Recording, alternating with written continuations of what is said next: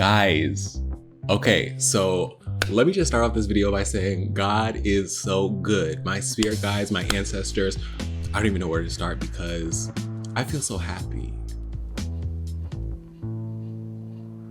When you ask the universe to reveal, to see what is true and what is not, and you're courageous enough to face that and to deal with it and to be present and to move with the dance of life, things turn out in unexpected ways. So Batman hit me up this morning. He was upset that apparently, I had with his friend. That's obviously an awkward thing. Like, one, people mistake me for other people all the time. Two, if he was really sharing that with his friend, that's a thing for a friend to say. Oh, I'm interested in this person. Oh yeah, I've slept with that dude. Ew, not a friend move. Crickets, right? So 24 hours passed. I was a little anxious yesterday. Like, I felt myself going into a space of like self-doubt. Oh my gosh, like, did I sleep with this person? What if I can't remember? What if he feels like I'm lying? What if he can't trust me anymore? But then I was just like, no. I know what I've been putting in and what I've put out there. Yes, I've had my sexual history in the past, but I know for myself in at least the past 5 years, I haven't been fucked by nobody. And that's just me on my celibacy game. I'm just very much so about like knowing my truth and then just letting that be what it is and letting that speak for itself. I'm not going to be made to feel bad about the situation. I'm not trying to convince nobody of nothing. So this morning, he hits me up and he's like, I don't know, still feel weird about the whole thing. And then I send over a voice memo and I'm like, I get where you're coming from, but you're not the only one that feels weird in the whole situation. I also feel very weird and very uncomfortable kind of being like accosted like this, feeling judged for my past. Basically, he's like judging and evaluating like my worth based on this hearsay. But like I mentioned, I told you, I felt like I've been through that experience before where I was genuinely excited about somebody and I shared it with a friend and they said the same exact thing. That person is no longer my friend for very different reasons, but it's the same energy, it's the same spirit. That's not the look. So he sends me a voice message back and he's like, yeah, no, I get it. Like, I'm totally just like caught up in my head about the whole situation. I'm like, okay, Bet, thank you for sharing that. I want to know if you guys saw each other more than once, and follows up with a message like, are you a perverse? In my mind, I'm like, what? How are these things connected? Are you using all of this to just get a sexual conversation going? Because this is it's just all very confusing. But I'm willing to open this conversation to establish trust in the relationship. I have nothing to hide. And it's not going to cost me anything to give what answers that I have and be honest with it.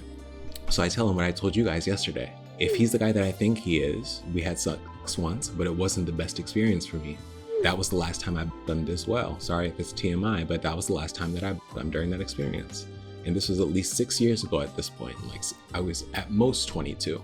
And if I'm honest with myself, to answer his other question, what I want is to be about verse. When I imagine myself in a relationship, in a safe space with a committed partner, but I also know that that is not something I am interested nor comfortable in doing with people that I don't know, that I don't trust, or that I don't feel safe with.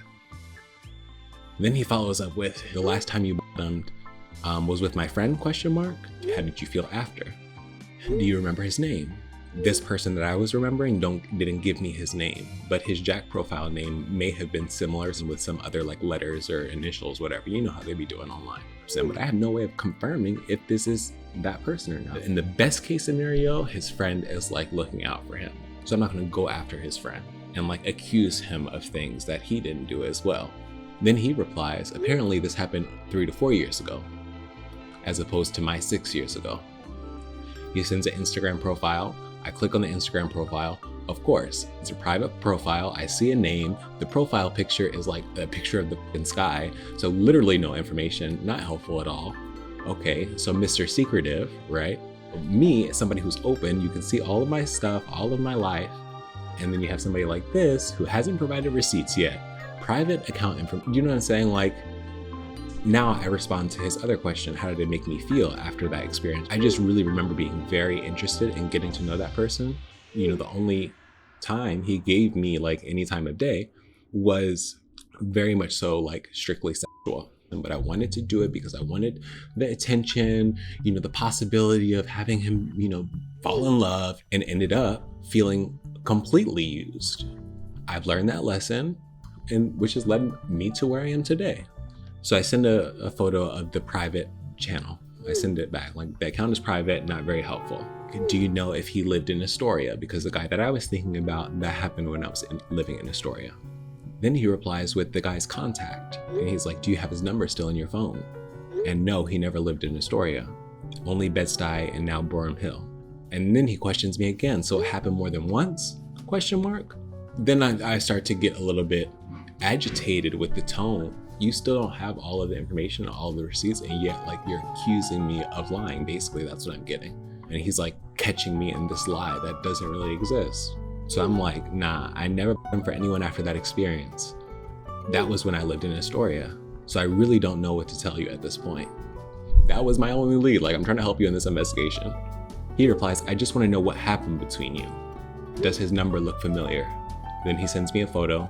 Then I send a voice message like, yo, Batman, I'm sorry, but at this point, without any sort of like receipts or additional information, I don't think the answers that you're looking for are going to come from me. I think at this point, you should really have a conversation with this friend of yours, if he's a close friend, and get to the bottom of it with him. It seems like he has a very clear memory of exactly what happened. Oh, that got me tight. I realized I needed to actually stand for myself. So I'm like, listen, if he's saying we hooked up and he fucked me in the past 3 to 4 years, that's absolutely not the case, and that's false information. So you might want to check in with him on that. Silence. Hours go by, and then I get this text message. Guess he said you used it though, and it was just oral. I'm dropping this. It is what it is. Let me tell you why I didn't respond to that message. First off, it's interesting how the story changed. He was so confident that he f***ed me, then he didn't. Mind you guys, I've never played that way with somebody. I'm not shaming casual sex. We're all human beings, we all have free will. Enjoy life. But like, where's the apology? Okay, your friend just changed his story. That should be a red flag. Oh, and now because he changed the story, you're like, oh, I'm dropping this? Coming into my peaceful home, shaking me down, interrogating me. And now that the story is unraveling, you're like, oh, I just want to drop this. Oh, that is not a resolution to this conversation. So I didn't reply. And I felt very strongly about that. I didn't deserve this. Then a couple hours later, he replies, sorry for even bringing this up. I think my friend was just hating. You think? I don't think he's a good friend, honestly. I don't think I would even have mentioned this to him if it was the other way around. I'm glad you came to it, because all of this, like, insecurity, he said, she said, I know what it's like to have people like that around you who you feel like you can trust and who say things like that to get you in your head because they're upset that they're not about to catch these blessings that you're about to catch. Because in that situation, what I want is exactly this, right? Hey, so-and-so, I'm talking to this guy. Especially, let me see a picture of him. Let me see. Oh, I slept with him. Oh yeah? And look at you now. What did you get from that experience? I'm interested in this person. He has a lot of value. I see so much in him. And he makes me feel so many different ways.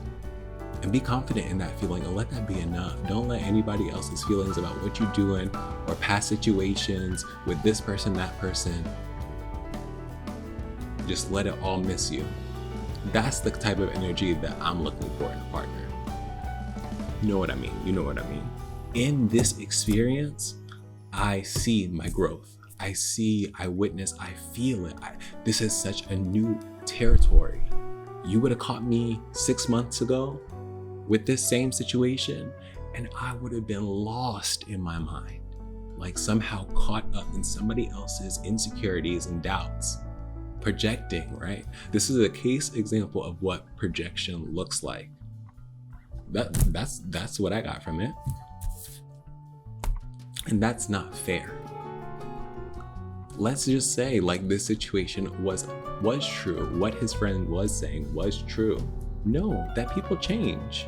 I know that in my heart. Like, and that's why I'm not caught up about somebody's past or what somebody else says about what your relationship with people has nothing to do with my relationship with people. Be strong and be confident in the connections that you feel something in. Because not what everybody has to say is in the best interest of your happiness, actually. So many frenemies out here. So many frenemies, y'all. Got people caught up in their heads and potentially missing some amazing things, some amazing connections, some wish fulfillments, like the ultimate happiness. And I'm not saying I'm the ultimate happiness for everyone, but in certain connections, you are that bitch. I could be that bitch for Batman, okay? And he can be that man for me, but not with this silliness. Because this is so insignificant. We don't have time. We don't have time for none of that. And don't let anybody's insecurities shake you up about who you are and what you've done and make you feel less than because of your past. Like, no, you take the time to make sure you're complete with your past. And if you need to change things or you're ready for a new chapter, heal and begin the new chapter, and don't look back and don't let anybody bring you back, because we have the right to change as people. Sometimes you can't apologize, but you can make peace with yourself. I don't want to go on a rant, but I just wanted to come on here and share this update. I don't know what's going to happen with Batman. I really do hope, because the boy is cute, okay? I see something in the connection. But for the meantime, I'm gonna keep on loving me. I hope you guys keep on loving you. I'm single and available for Valentine's Day. We're gonna see what that actually has in store. But if you enjoyed this content, let me know in the comments below, like if you wanna see more of this kind of like short form, quick updates, or if you're like, no, Alex, we like the whole, the big shabams. I'm having a blast. I'm probably gonna keep doing it anyway because it's very cathartic. It's very helpful, like for me to process the emotions that I'm feeling, which I had no idea I would get from this, but it's amazing. So thank you for being here. Thank you for tuning in. I love you so much. And until next time, guys, keep those vibrations up, okay? And let all that bullshit miss you. And let's keep on keeping on. Bye. I'm gonna keep loving me if you